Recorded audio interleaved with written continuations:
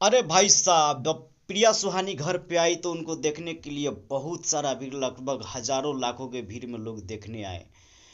देखिए, अभी टुनटुन लाल यादव के संग गाना करके आई हैं प्रिया सुहानी। काफी दमदार गाना, एक से एक हिट गाना दे करके आई हैं। तीन चारों गाना रिकॉर्ड और शूट हुआ है टुनटुन लाल यादव जी के साथ, ट्रेंडिंग स्टार के साथ। और ये देखिए, खेसारी लाल के भी साथ आया है बोलबम के गाना।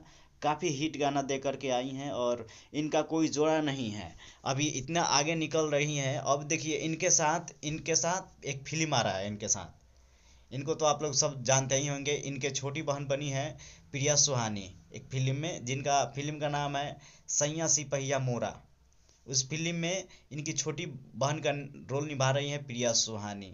प्रिया सुहानी अभी सब किसी को पीछे छोड़ते हुए आगे निकल रही है। गरीब घर की लड़की है, इसीलिए इनको सपोर्ट किया जाए। देखिए, बरसों बाद माँ से मिलने जब आए प्रिया सुहानी, बहुत खुश हुई इनकी माँ और मौसी।